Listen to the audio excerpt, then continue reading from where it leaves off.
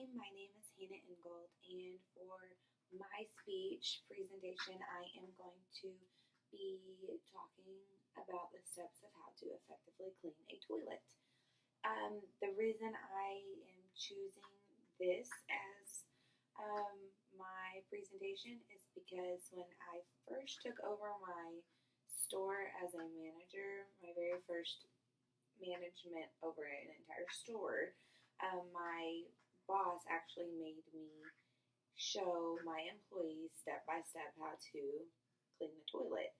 Um, I don't know, it just kind of stuck with me, and I probably will do that every single time I get into a new store, just because it kind of set the stage of what I want for my team and showed them how I effectively communicate with them and set these expectations for them to follow.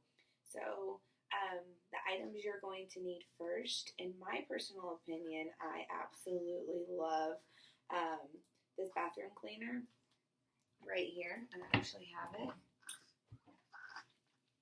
scrub free.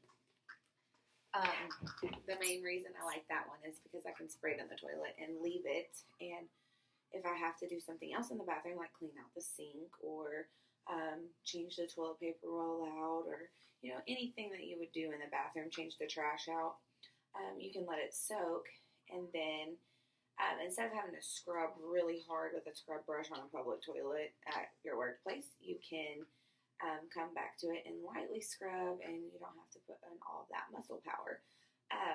But anyways, so you spray that into the toilet. I let it sit while I clean the back of the toilet with like Clorox wipes or Clorox spray and a washcloth, and then move down to the back of the toilet. And then the main issue I have with toilets, of course, I always wear gloves. That's optional, personal preference.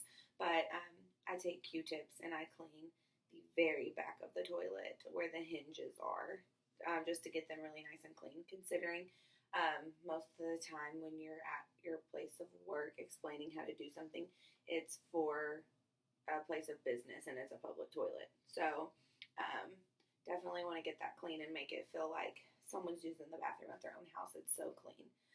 After that, I clean the outside of the seat, lift it up, clean the inside of the seat with either the scrub-free cleaner or whatever cleaner you prefer.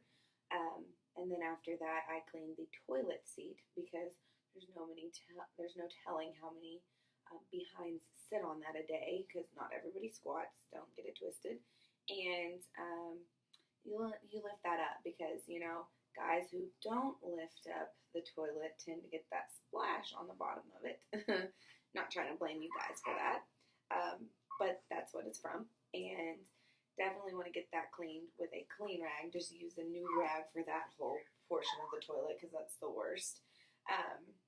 And then after that, I always go through and I scrub with a scrub brush on the cleaner, the scrub-free cleaner that I just showed you.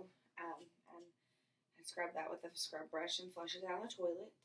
And then I observe the rim of the toilet because it's always disgusting.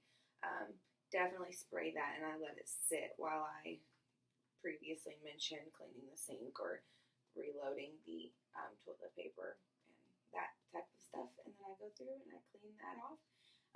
The last thing I do is inspect the entire toilet, and if it's not something that I would sit on personally, I follow those steps again and re-clean it.